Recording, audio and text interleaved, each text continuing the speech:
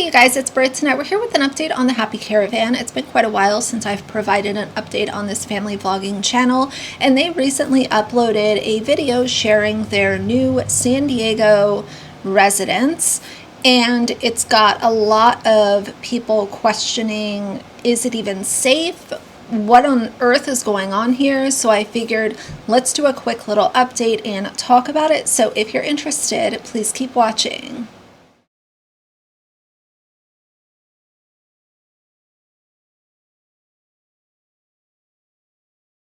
All right, you guys, so the first thing that I noticed is that Amber changed the title of this video numerous times because it's not performing in the algorithm the way that she wants it to.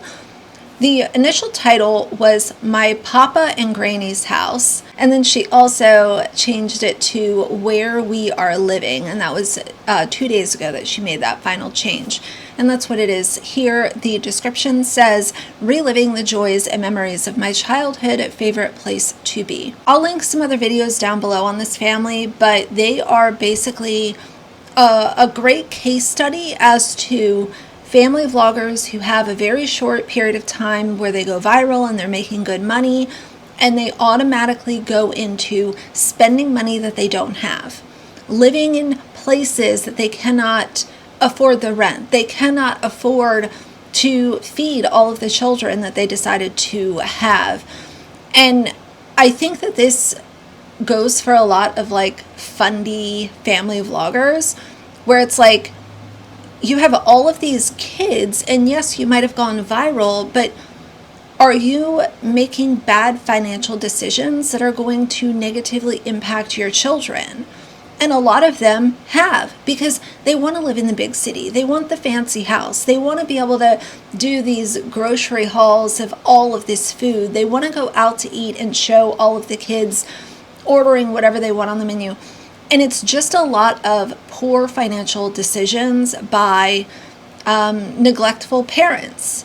So Amber shows this house. She goes into miscellaneous rooms that show things like asbestos, black mold, just really dilapidated conditions in this house in multiple spaces.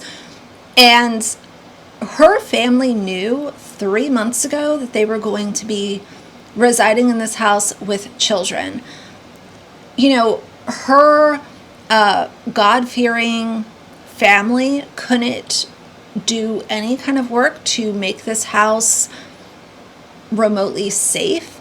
We have termite damage, we have mold, we have asbestos, we have all kinds of junk scattered all around this house. And to me, it's an unsafe space to live. And of course, I'm not an expert. I'm not, going to claim to be an expert.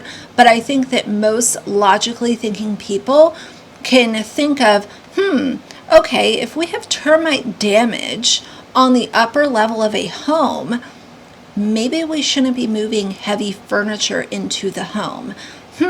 There's mold in this room, and who knows what kind of bugs and critters are in this house. It hasn't been treated for pests. It hasn't been treated for termites. It hasn't been treated for mold or asbestos.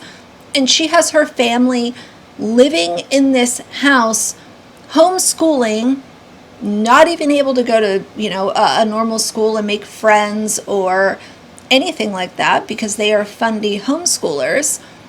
And you have the nerve to show this and also admit that you have your children sleeping in this home.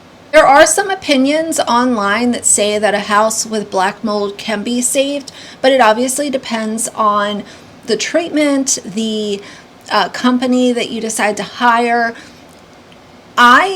Knowing all of these issues, number one, it's a problem that she has her children living in this house.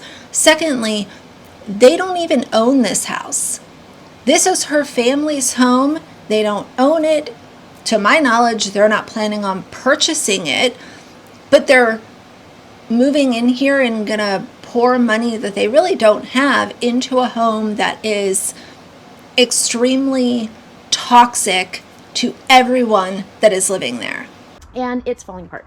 So we don't go in here. I'm kind of worried that might be asbestos. So yeah, we kind of like plug our nose when we come in here. But this is the front house, and it's super super cute, and it like smells like my childhood. It's so nostalgic. And these yellow cabinets and this wallpaper. Can we just talk about how cute that is? And then, well, it's all just kind of like full of junk.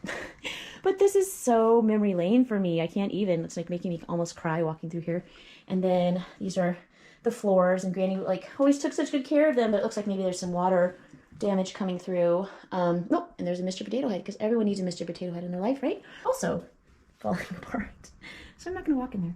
But it's sweet, and it reminds me of my granny, just to look at that. It's really sweet. Here, also the ceiling's also falling apart. And what's kind of interesting about these ceilings, they're curved. Mark's like, drywall, that would be really hard to do. But I think it can be done. But anyway, it's a pretty busted fireplace. Chimney's falling apart. And this, I always loved it. I thought this was the prettiest thing ever. Down here, it's kind of busted, but memory lane for me.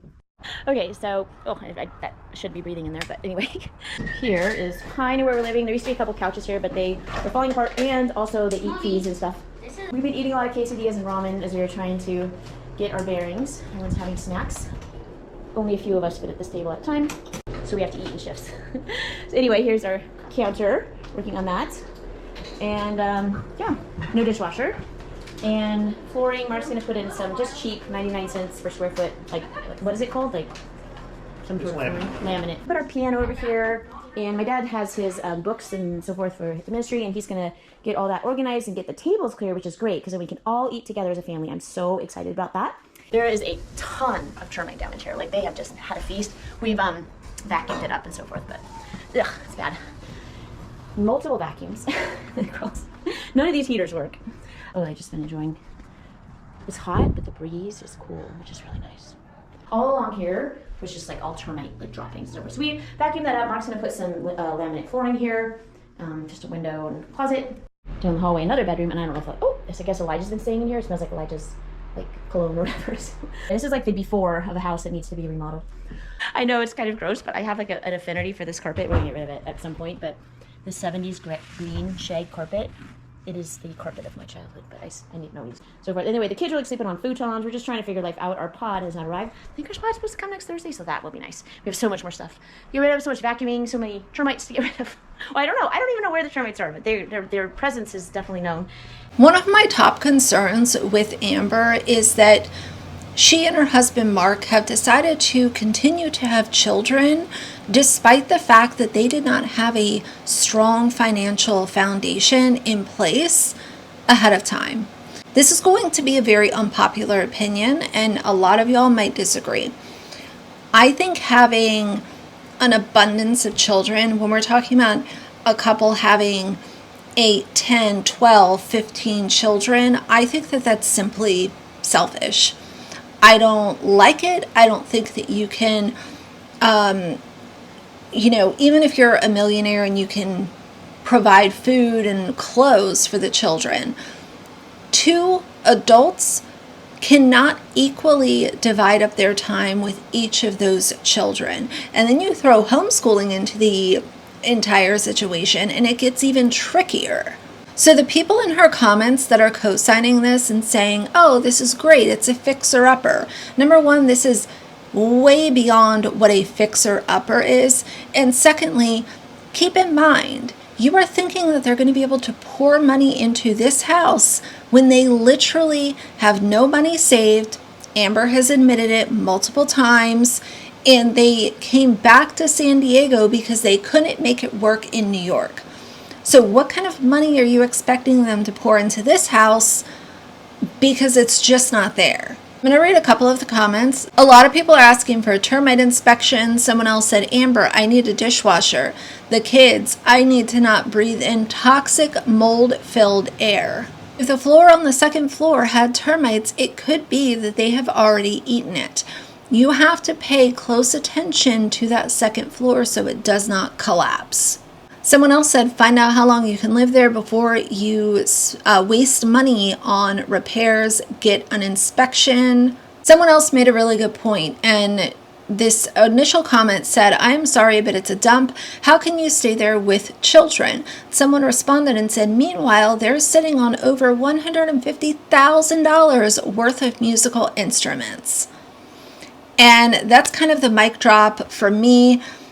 Just so many so many poor financial decisions that have been broadcast on social media.